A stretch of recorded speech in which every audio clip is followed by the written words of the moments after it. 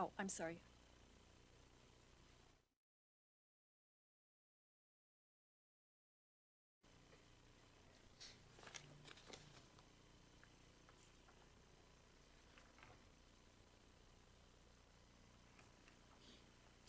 Good evening, everyone. This is the Tuesday, June 10th, 2025 meeting of the Carmel Clay Board of Parks and Recreation.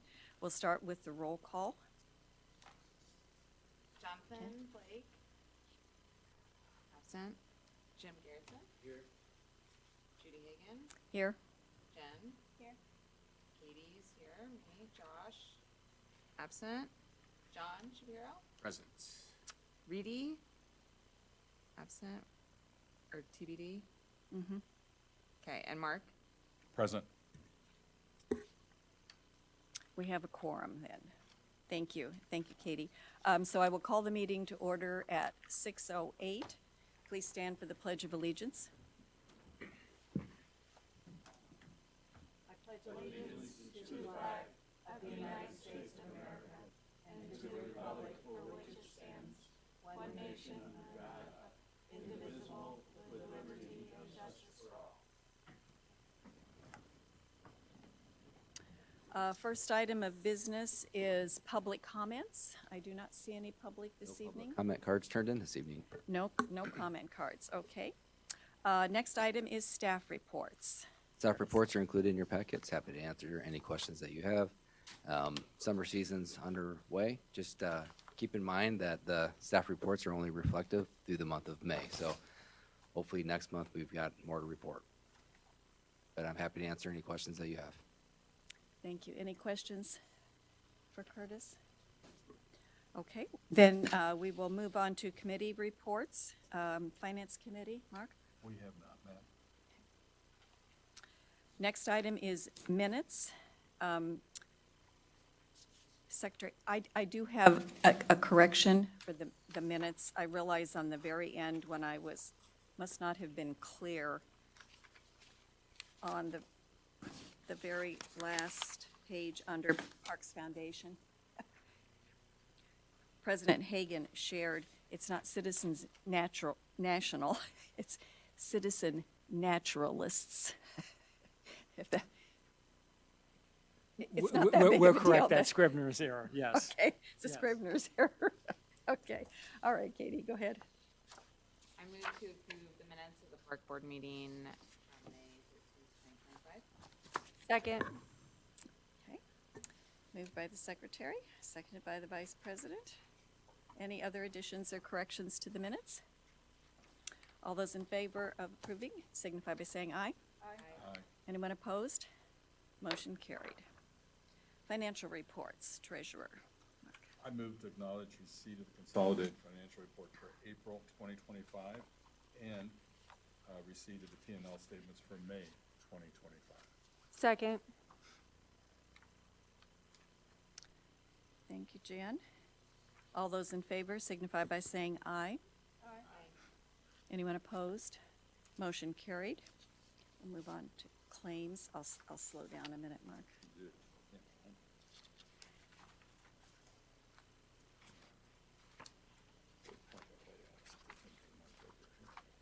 Let me. It's on the back side.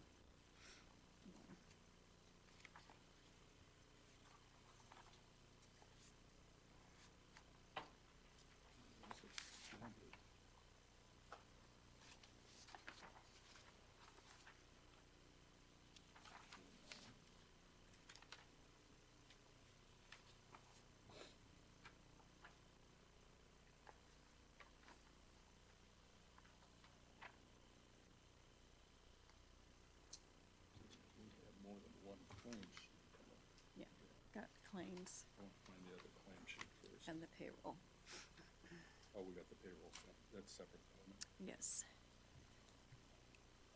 I move to approve the claim sheet dated June 10th, 2025.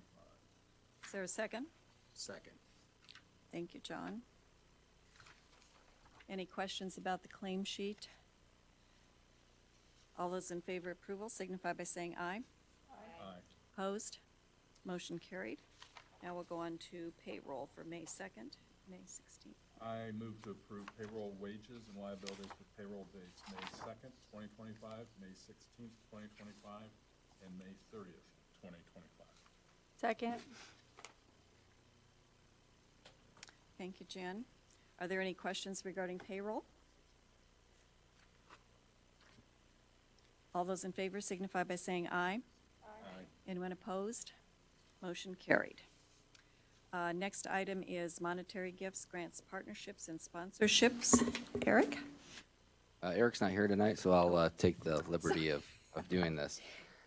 In May, the department received 3 sponsorships and 2 donations totaling $3,135.60. I'm going to go through each of the donors individually just to recognize them. $1,500 was received from IU Kokomo for a Cabana sponsorship. We received $250 from Pure Green Carmel for the Adaptive 5K. We received $285.60 from Ace Paving and Scrap Metal, undesignated. We received an anonymous donor for $100 for staff appreciation. And last but not least, we received $1,000 from Upland Hospitality for the Monon Mixer events that we run this summer. This year we have 5 of those. So I do recommend accepting the monies. And Excellent. if you have any questions, I'm happy to answer them. Jen, do you want to take that? Yeah, I'd like to make a motion that we accept these monies for our donations and sponsorships, and of course, thank everyone for donating and sponsoring our events and the cabanas. Is there a second? Second.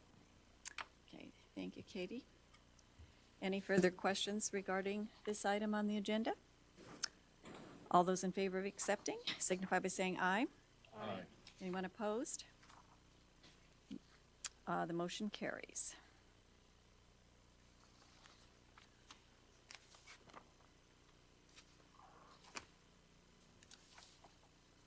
Okay, new business. Michael? So tonight, we are requesting the Park Board consider adoption of Resolution G 2025-006, which is a memorandum of understanding with the City of Carmel for management of park projects related to the infrastructure bond. At our last meeting, we discussed quite extensively some of the infrastructure bond projects, including the Autumn and Veterans Greenways, Bear Creek Park most notably, as well as the Pocket Park that will be at Ironwood and Smoky Row on the east side. As currently adopted through City Council and agreements between the Council and the administration, all of those projects, authority, even though administrative authority rests with me as the Director of Parks and Recreation, it has all approvals going through the Board of Public Works, which is a little bit awkward process for parks projects since we have a very, in my opinion, very well-oiled machine with the Park Board as far as oversight of park projects. So working with Brian Bosma, we have drafted a MOU to go with to the city. He's been working closely with city legal on that, and I believe we have substantially, if not fully, a agreed upon MOU. That document, based on the consensus of our corporation or our council, as well as corporation council, is that those agreements need to be approved by the park board, by the city council, by the BPW, and by the mayor. So obviously, we're bringing it forward to the park board for your consideration and hopeful adoption. We do believe that the agreement is substantially, if not completely negotiated, but it does have to make it through those other processes. So this does give the authority for us to make minor edits to it should one of those other bodies decide that there needs to be some edits. But again, everything was drafted on our end, so it's substantially and what we have always wanted with regard to that. So happy to address any questions that the park board may have. Are there questions for the director? Jim? I asked you at the last meeting about potential lawsuit that the park board might have, or that the Brookshire might have. You indicated that you would find out. Jim, Jim, Can- could we handle that? That's a different question than this question about the memorandum here for the park projects that are in the bond. So would you just hold that question Until, about Brookshire? Yeah, until, until board Director's comment. report would be Yeah, appropriate. yeah, or under the director's report. I think Michael's going to have something to say about that this evening. So let us just get through this business first. I'm concerned, you know, we're moving toward the parks taking over management of the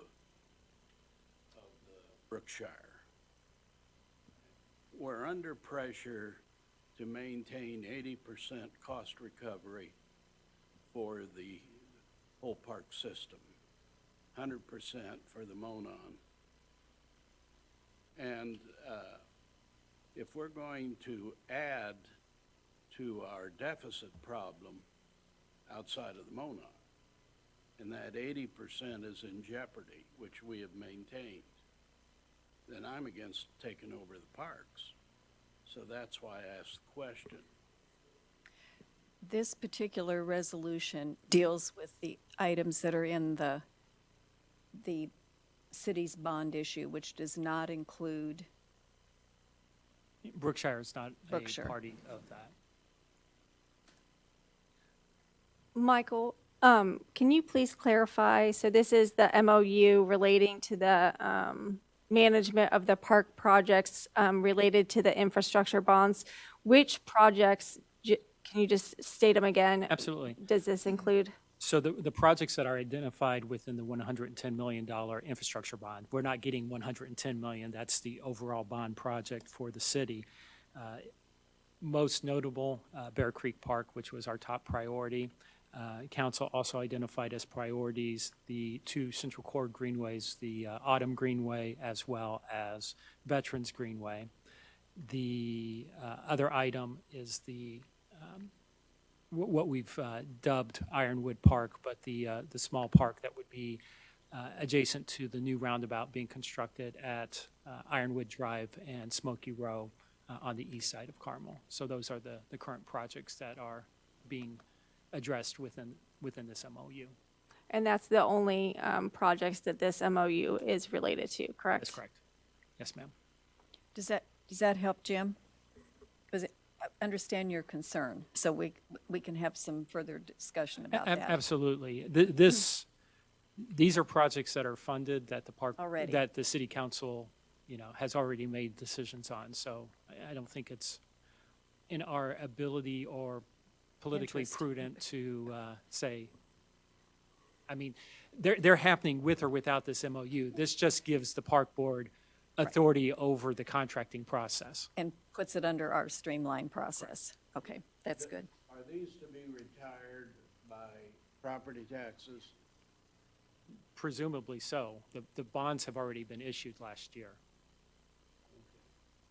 So we're not talking about another bond?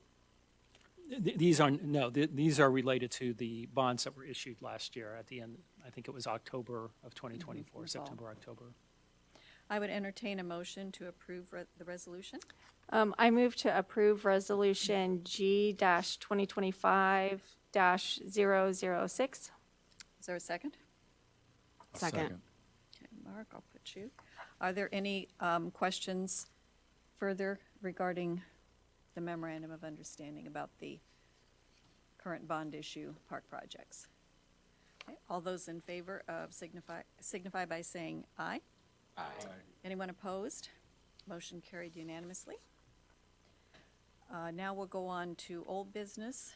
Only one item, no action is required by the park board, but last year through the adoption of Resolution P 2024-002 on December 10th, 2024, the park board approved new rules governing the use of the park system by the public. We took that also to city council so that we could codify it, which makes it permissible for Carmel Police Department or any law enforcement officers to actually enforce those rules. Otherwise, they're, effectively suggestions that our staff can try to manage, but there's no legal authority behind them. So we took it to the city council with the adoption of the park board resolution. And that resolution also granted me the ability to work with city council if there was any minor tweaks that the city council wanted to those, or any additions that were advanced by the city legal department. So provided in your board packet is a red line copy comparing what was approved by the park board versus what was approved by city council, and administratively has been updated to effectively be approved by the park board through that previous resolution. Again, nothing of great significance. Really, the most two notable things, most of them were just differences in how things were worded, if you could even say that. But the biggest changes were, one, adding a prohibition against ice skating and ice fishing with any open bodies of water within the parks. It's already signed that way within the park system, but there actually was nothing in our previous park rules, and that was just an oversight that city legal actually asked about. And it's like, yes, that's an excellent recommendation, so we did that and added that, and that was approved by council. The other thing that we added, which was a discussion at the park board but transpired after the adoption of the ordinance, is I added and recommended to city council a provision regarding the use of vehicles and bicycles, that no person shall operate a bicycle or vehicle, whether motorized or propelled by human power, within any park or greenway in a reckless manner that could reasonably endanger or cause injury to another person or animal. And that, again, was approved by city council. And that was to address basically the excessive speeds on the Monon Greenway. We did standardize our trail speed limit to 15 miles per hour, but to be honest, that's difficult for the police to be able to assess whether, unless they are actually sort of parallel riding with them. But reckless behavior is something that is much more easier to identify and gives the police department a little bit more latitude for enforcement. So that was the two major additions to what was approved by the park board. So again, no action required by the park board, but the resolution that was adopted by park board required a report back of any of the major changes, and that covers that provision. Thank you for the red line, Michael. That makes it real clear. So they were all look like good additions all the way around. Any other questions regarding the new rules? Jim? Why did you take out under,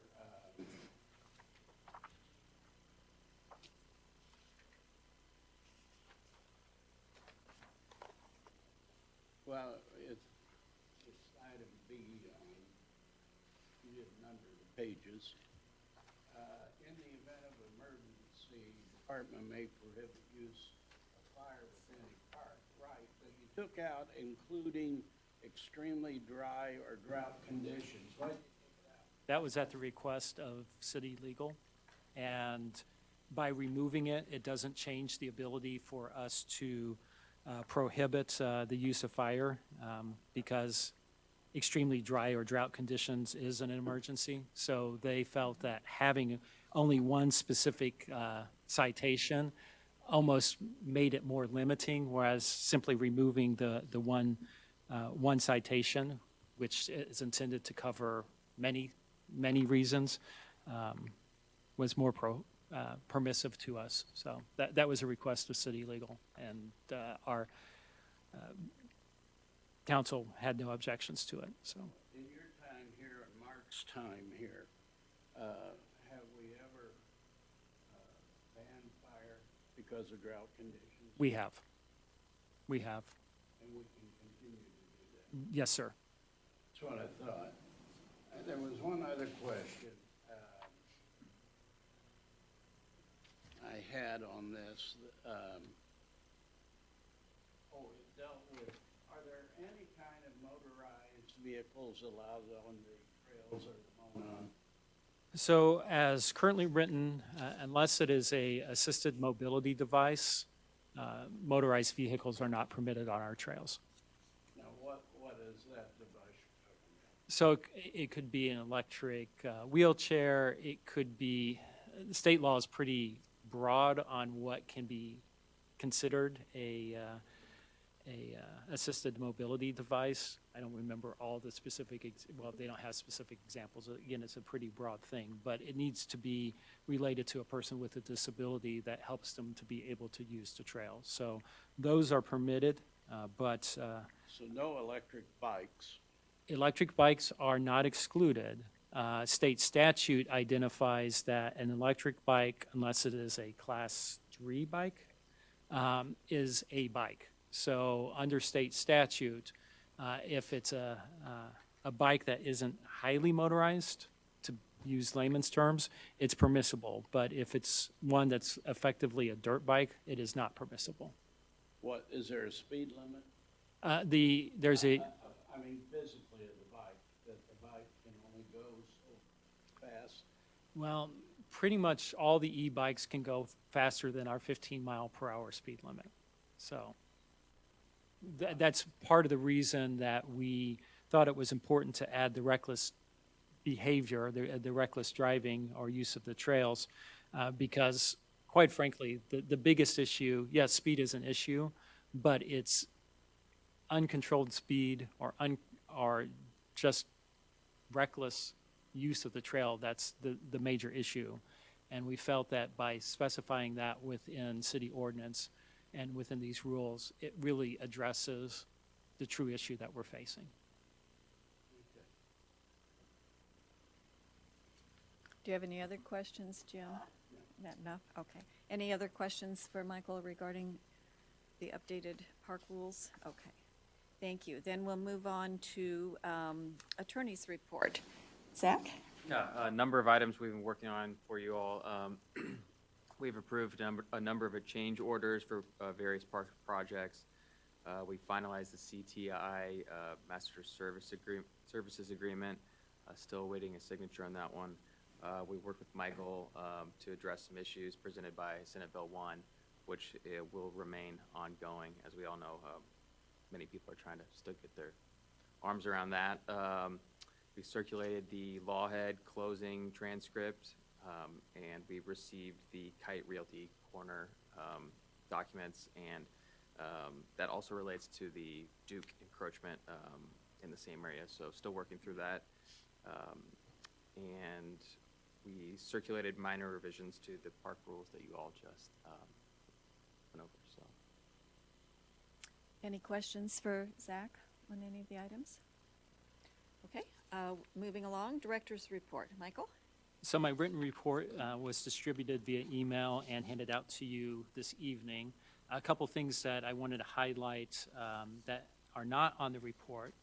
First of all, was it last week or 2 weeks ago, we walked the Japanese garden, which is nearing completion. It is going to be an absolutely beautiful destination for our residents and visitors.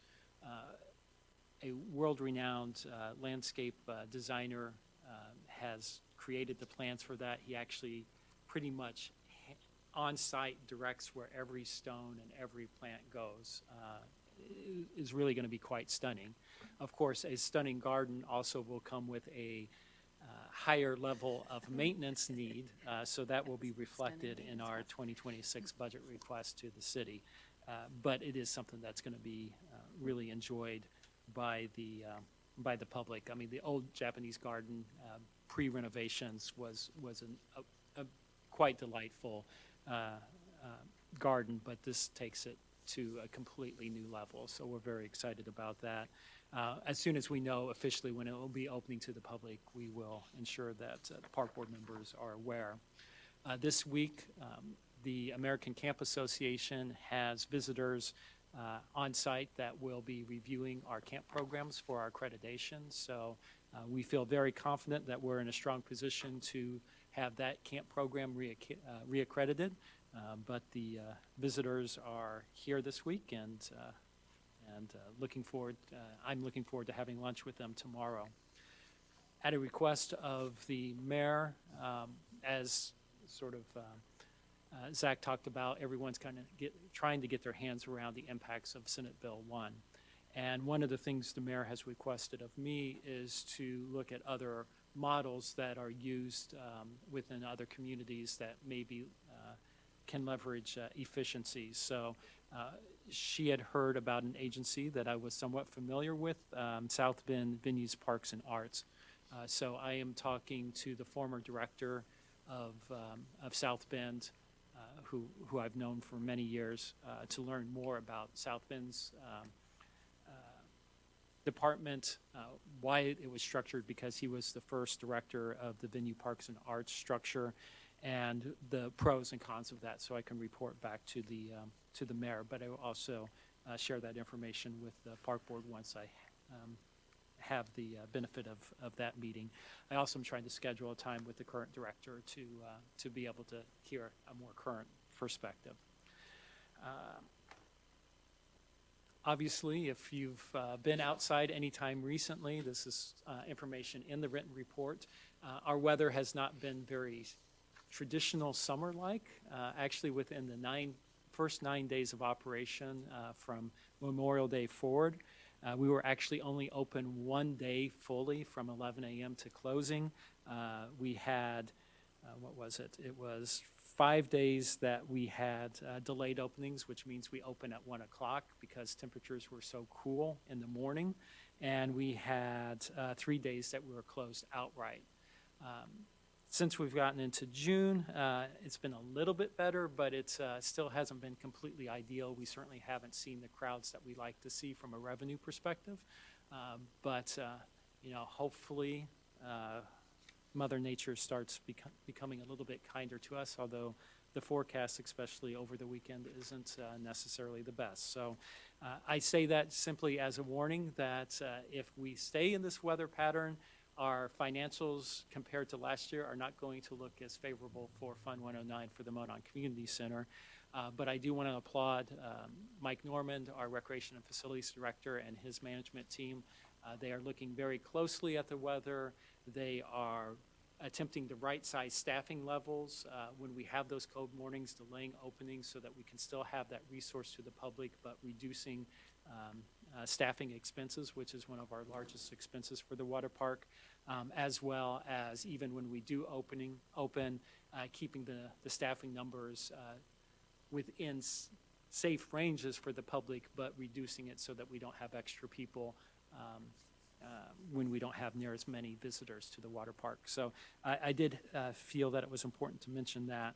And then this week, the business plan consultant for Brookshire Golf Course has been in town.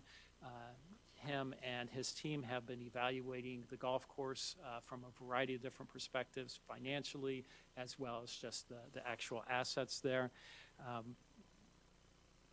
They are meeting with each of the city council members as well as the mayor, both today and tomorrow. So we'll have a very good understanding of our elected officials' expectations as it pertains to that golf course, which will also help us determine, where does it fit best within the organizational structure? Is it best to be a standalone department within the city? Is there some benefits for bringing it within the park system under the control of the park board, or is there some other type of model that makes better sense? So that's all being evaluated. As part of that, Jim, in relation to your question, we're still trying to really figure out what the financial history of that golf course is. There are 2 sets of books with the golf course. There's one that they maintain, and there's the city's official system. So depending on which system that you're looking at, the loss is anywhere from around 50 to 100,000 to over 300,000 per year. So we're trying to get a handle underneath that. From a real perspective, the actual dollars and cents of it, I would put greater trust in Penimation because that's what's audited. But that's the realities that we're facing. But a lot more to be able to assess with that and determine what's the best pathway forward will be forthcoming. Michael, so when you say there's 2 sets of books, just to the layperson, that kind of sounds not great. Do you want to explain that a little bit? Absolutely. Thanks. And that's a fair question, Jen. So the golf course is, I think their management team is trying to overcome some of the same challenges that we face here at Carmel Clay Parks and Recreation. When we are having the park board approve the financials, you are approving the consolidated report, which is based on the Panamation. Those are the official numbers that are audited by the State Board of Accounts. And then, because the information coming through the finance department, which has been a historical issue since the entire 21 years that I've been with the park system, we maintain for all of our funds a separate set of books through Panamation, or not Panamation, through QuickBooks, so that we can get to the data quicker and understand what the revenues and expenses are. The golf course has also their version of QuickBooks. It's a different system, but the concept is the same, so that they can more easily track their revenues and expenses. The challenge is, unlike Carmel Clay Parks and Recreation, which we have a contracted bookkeeping service that reconciles our numbers with the city's numbers to make sure that, you know, we've accounted for all of the dollars, if you will. That reconciliation doesn't happen. So something's been reported differently. It could be the leases are reported differently in the Brookshire numbers compared to how the city does it on a cash basis, but there is a discrepancy between those two. It's not saying that there's anything like there's missing money or anything. It's just that they haven't reconciled to understand the timing differences between their reporting systems. Michael, if there is a loss, and what you're saying is there have been losses, not making money, are they going to apply that toward this 80% requirement? So the 80% cost recovery for the park system, we have removed that from our master plan, and it's no longer a mandate. The 80% is no longer a mandate. The council and township approved that? Jim, I just want to say, at no point in time did city council mandate us to make 80% cost recovery for the system. That came from the park board. Oh, okay. Yeah. And it's been removed since from going forward. Because it was not something council ever asked for, and it was certainly not something we were even told about until sort of a later point in time that was a requirement. We were meeting it at the time, but that's not a sustainable number as you add additional land to the park system. The expectation of our elected officials, however, is that the Monon Community Center, the Fund 109, the 108 Fund, which is extended school enrichment and summer camps, and the 110, which is largely the dog park, the expectation is those be at least 100% cost recovery, at least for the operations, and we've been maintaining that. But to your point, I think what your point is, as we bring on more parks, as we bring on more things, that historical 84% cost recovery that we've had operationally as a park system, when you're not bringing on assets that make money or generate money, like the Japanese garden or other, Bear Creek when it comes online, you know, the overall system-wide cost recovery is necessarily going to go down.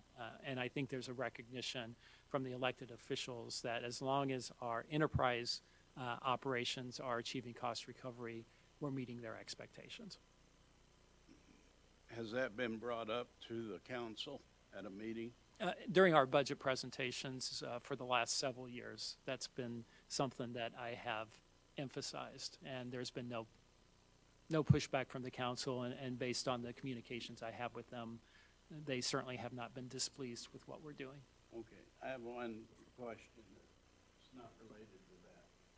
With this new DORA thing that the city council approved now, DORA beverages, we're having this group of mixers every 2 weeks or so at the pool, right?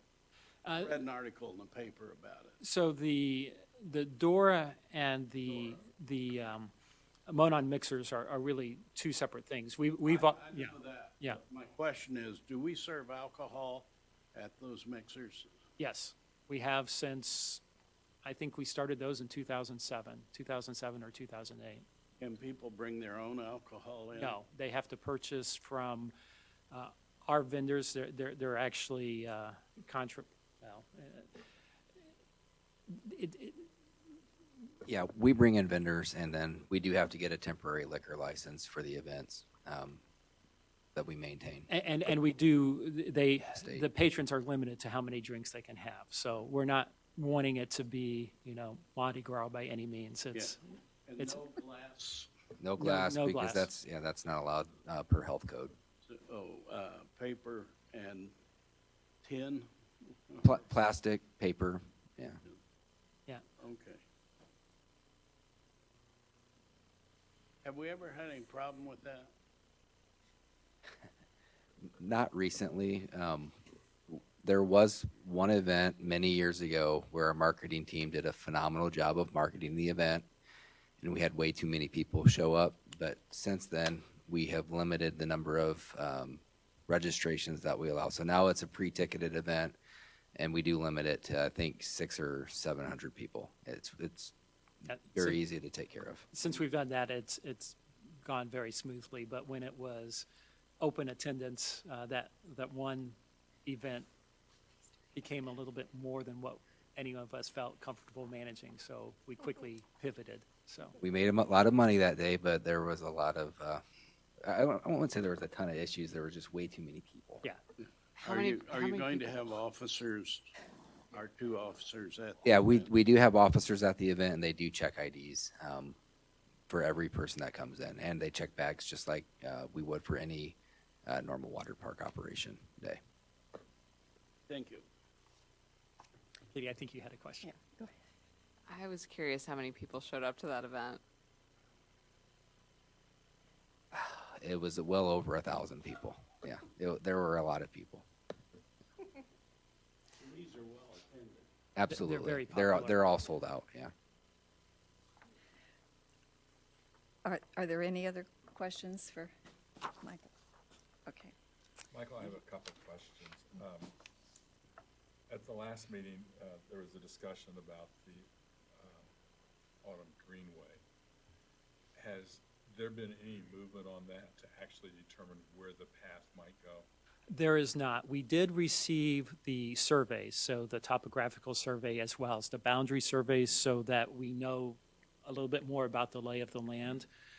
Last week, when I was in Texas, the Board of Public Works approved the contracts with Engineering Associates and Y Engineering to begin assessing those surveys and exploring what is or is not possible as far as the layout of the greenway as originally envisioned. But none of that work has done. Actually, yesterday, the engineering firms were just first notified that the contracts have been awarded, and I was copied on that correspondence. Yeah, I think it's important to note to other board members at the time, because I listened to the people talking, and when they were talking about where stakes were going and such, I won't say that they misinformed us, but they, as the general public often does, has a lack of understanding of what surveys mean. And what they perceived as to where the trails were going to go were only the survey stakes for who owned the land. So when they talked about survey stakes being a few feet from their house, that means a few feet from their house was land they didn't own. Right. So the trail could go there, but there would be no intention by anybody to do that normally. And some of the stakes themselves were just control stakes, so a weren't known, even survey known stakes. marker that they know the coordinates from, and that becomes the control point by which they're able to assess where the property corners are. Right.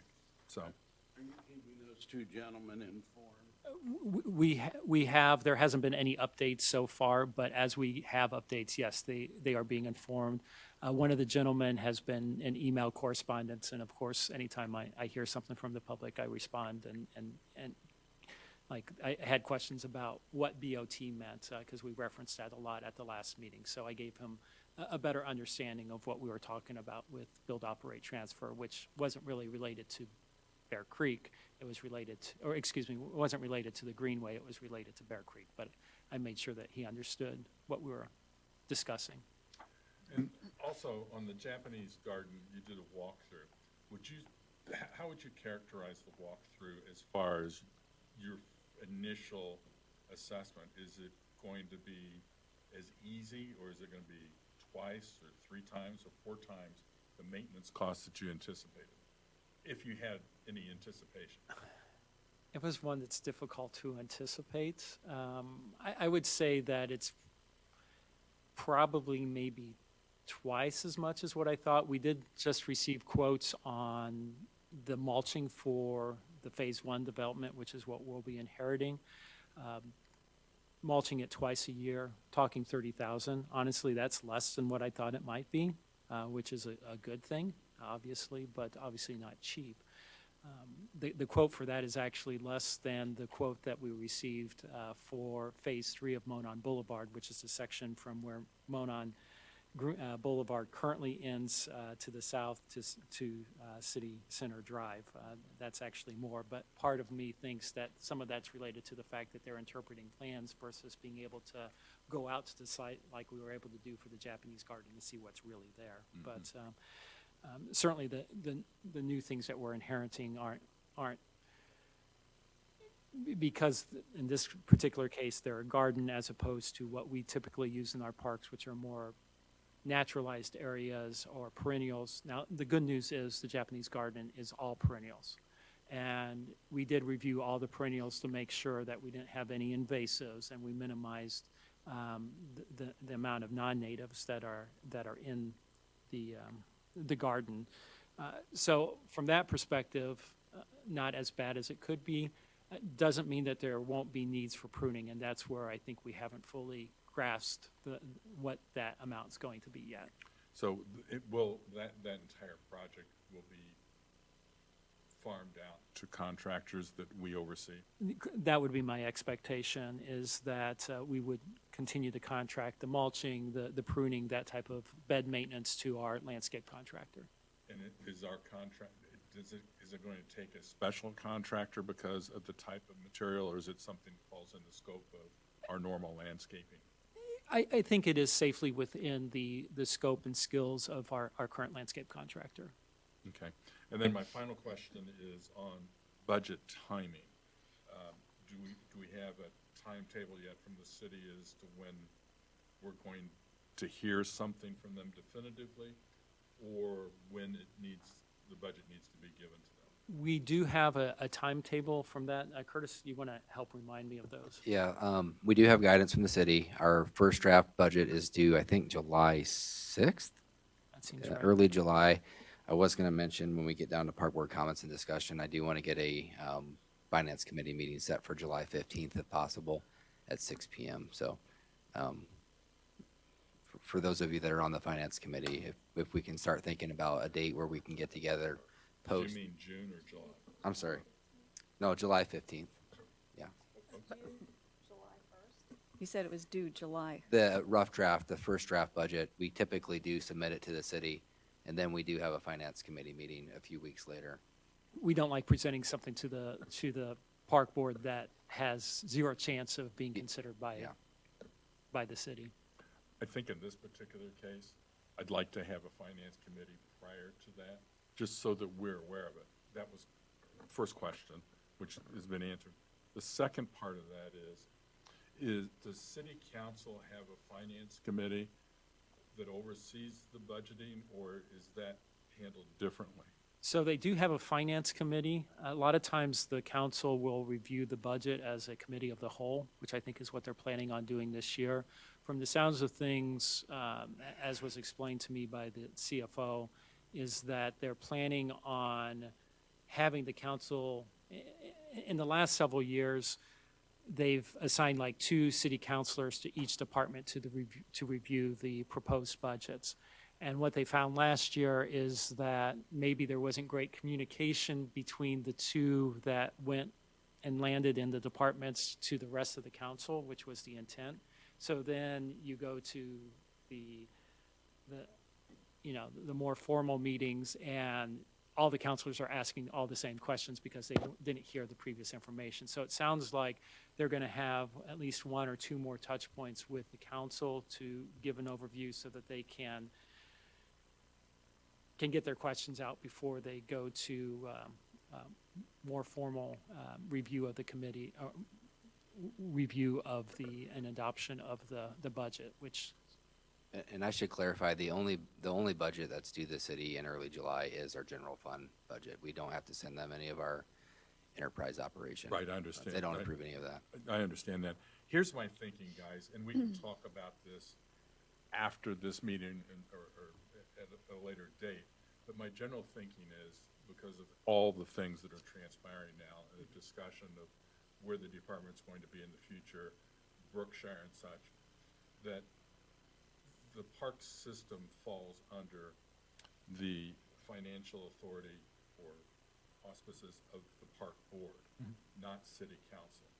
And I would sort of like to start establishing with them that maybe we should have some communications with their finance people and start educating them from a board perspective as to our responsibilities versus theirs, even on the general budget, so that we can start setting up a dialogue that you guys are not by yourself in what we're facing in the next few months to maybe a year. sure.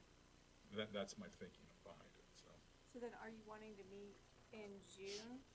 Yes, I would like for the finance committee to at least have a preliminary meeting, but So- I'll get with Curtis. Yeah, I'll get let's with talk you. about that because I need some time to get through the numbers myself, and I just got back into the office Monday, so I No, haven't that's had time fine. to I'm not really gonna start digging into pressure you, stuff. But I just want to get us up to speed. Absolutely. yeah. Maybe at the same time or shortly after, you guys are getting up to speed, so that at least I or maybe other board members can attend like a finance committee meeting of the city council, to have some preliminary discussions so that we get to know each other a little bit better and try and set maybe an expectation level, if that makes sense.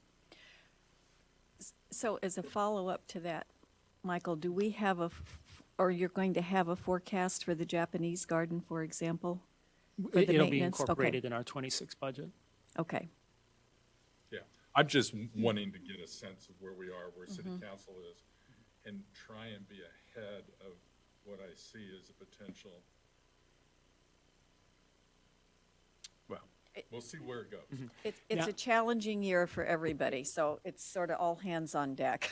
One other question that you had that I don't think we fully addressed, as far as specific guidelines, I talked about at the last meeting that if you look at what they're projecting, need for a $10 million reduction citywide would be about 7 to 10%.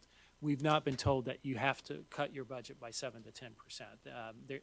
We have been tasked to sharpen our pencils to find as many budget savings as possible, but to submit a budget request for the things that we really need.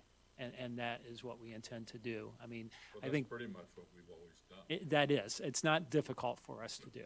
So I do think that there will be some pressure from the administration to have a reduced budget. I also have heard from numerous counselors, I mean, notwithstanding the comments you just said, that, understand that what's being asked of Carmel Clay Parks and Recreation continues to increase, and that needs to be reflective in our budget as well. Okay, I mean, because we have a lot of things like the Japanese garden such coming on to us. And it makes little sense to me that we're being asked to cut anything when we're being tasked with More. doing more, which aren't controllable expenses to us, because we don't have the staff to do that. Correct. And some of those things were not projects that we asked for. That's correct. Not saying that they're not great amenities for the public, they very much are, but, No, it's very similar to the projects we just took on as part of the bond. correct. I think it's great that we can partner with the city. I think it's phenomenal that we can work with them hand in hand to develop these properties in the best way for the public. But at the same time, that wasn't necessarily 100% on our radar from a staffing standpoint, that we were going to be that involved. Correct. Okay, well, thank you very much. Even if we do meet before the July 15th date, I still need to get a date on the calendar for the full finance committee to meet with the entire staff. So Okay. that before we go to the park board to present budgets in August, you guys have had a chance to sign off on what we're presenting. Exactly. Are you, Yeah. if That's that's, fine, Curtis. I don't know if the 15th works for everybody, but You were thinking the 15th? yes, ma'am. And I think the finance committee is Mark, Jen, and Katie, and Judy as well. Why don't we do some email correspondence after the meeting, so. Yeah, I would say at this point in time, I'm fine on that particular timeline at the 15th for the meeting, Curtis. Perfect. I'll follow up like And Michael let's said. get that, yeah, put in stones so that I don't schedule something over. All right, perfect. Thank you. Thank you very much. Appreciate your comments. Jim, go ahead. You have another question? We, in following up on that, as far as I know, the fire department recovers money from insurance companies for medical runs, and the parks recover money. Police department doesn't collect any money. It seems to me that the city ought to be conscious of the fact you don't want to cut those aspects of city responsibility that bring in money.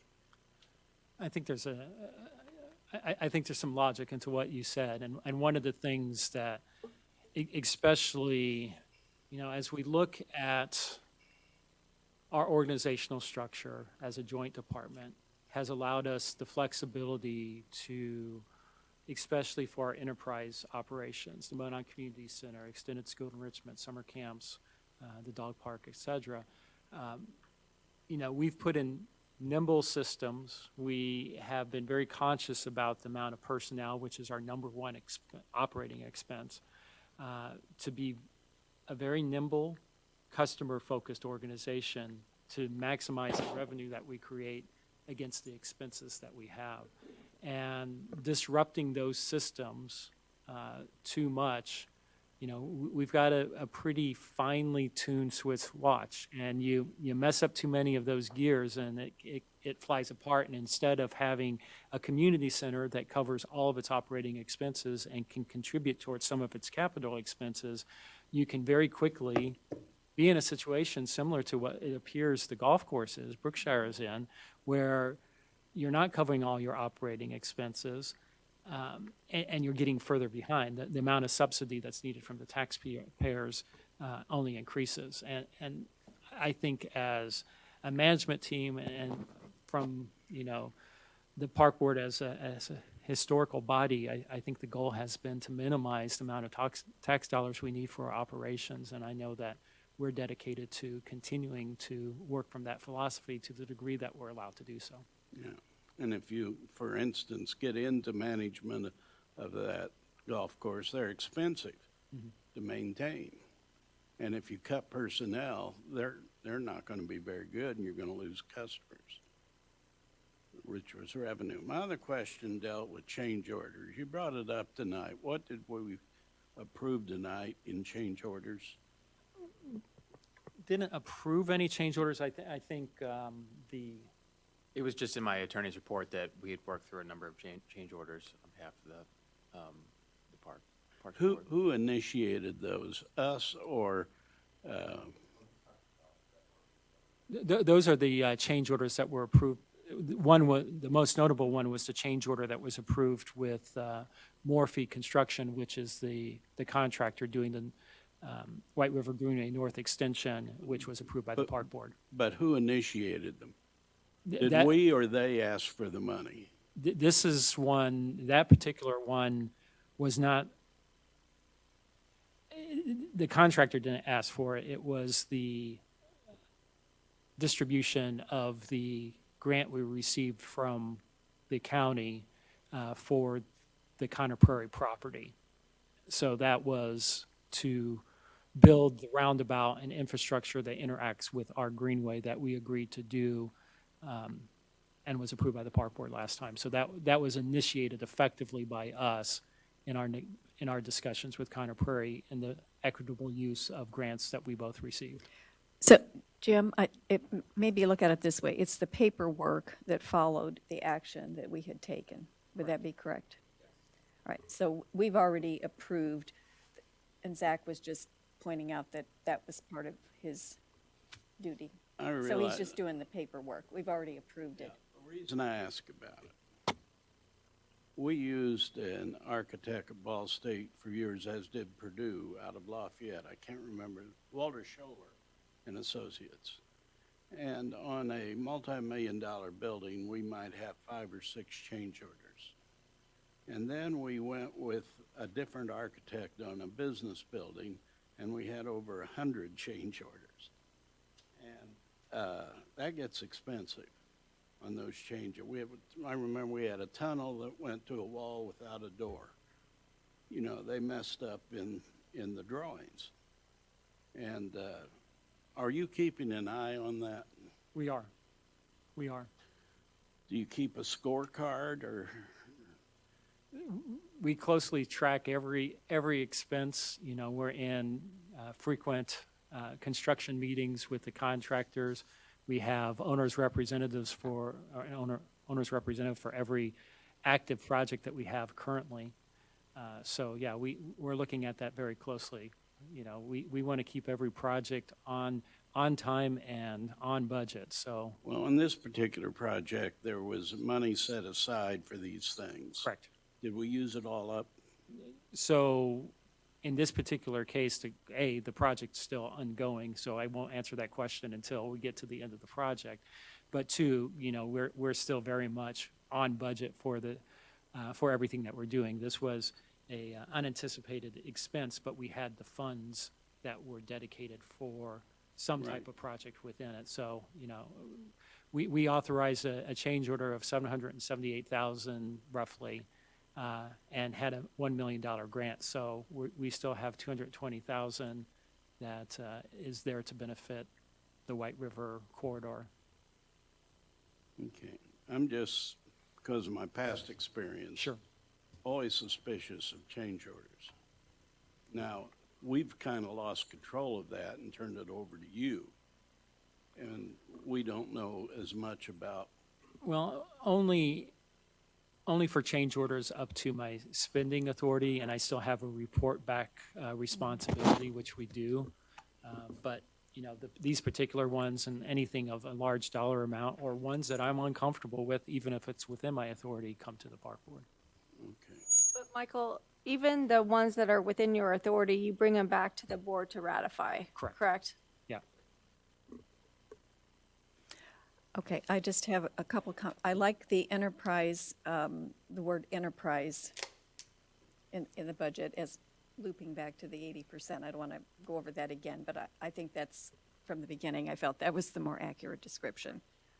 Or Technically, under enterprise. state statute, it's non-reverting, but the reality is they're enterprise funds. Yeah, okay, is that the same?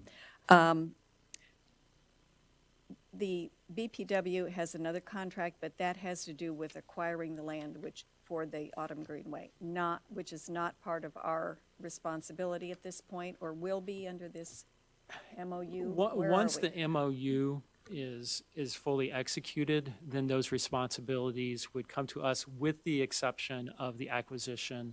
The MOU specifically states that sticks with the city.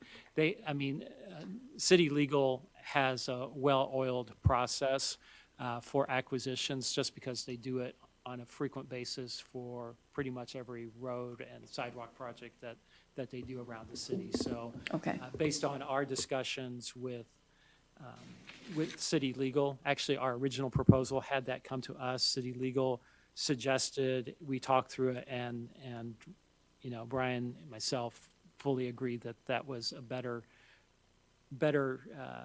agreement and less expensive for the taxpayer effectively. Okay, and that's the action they took last week that you're referring to. Okay, thank you for confirming that. Okay, let's move on then. Information items. Let's see, Jonathan's not here, so nothing from Plan Commission. John, do you have school board, anything? Okay, thank you. Climate Action, Eric's not here. Parks Foundation. I would just want to just tell you all that I had the honor of being the celebrity bell ringer at the opening of the farmers market. Thank you, Michael. Michael was otherwise engaged. They really invited him. I said I would go. But it did give me a chance to promote the new playground and our summer fun run. So anyway, it was not wasted. I was in marketing mode, so it went, and it was great fun. So I think that's it for the foundation. We are working on a strategic plan. So the final draft is about ready. and will be disseminated to the whole Park Foundation board. So are there any other Park Board comments or discussions? I've just got one question. On these mixers, you said you keep track so no one gets overly drunk. How do you do that? That is a good question. I'm not sure. I know it's a two drink limit, so I can ask the staff, but we haven't had any issues with it, and we do have security, so I don't know if they're getting a ticket or what. My recollection was there was tickets or Yeah. a I'll find out for you and I'll let you know. Okay. Okay, any other comments? I just have a final one. The plantings that went in along the interurban are gorgeous. The flowers are blooming. I know I've got paperwork to sign tonight, but however you got that worked out, you guys did a great job because it looks really nice. So have you been over to see it yet? Yeah, okay. it does look very nice, Yeah. so. Okay. And then one last thing, quickly.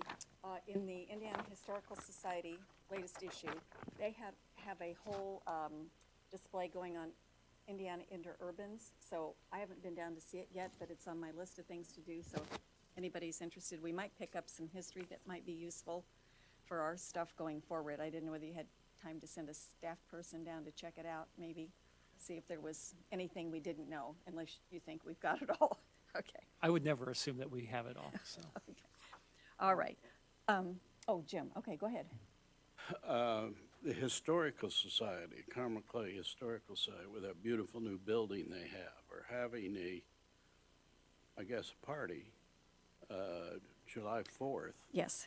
And what is it, $100? It's they have? $100 to be on the rooftop to watch the fireworks and have some eats, so, Yeah. yeah. That'd be, Should be fun. traffic-wise, it'd be a lot better to watch it from there. Any other comments? Then I would entertain a motion to adjourn. So moved. Jen, second? Mark?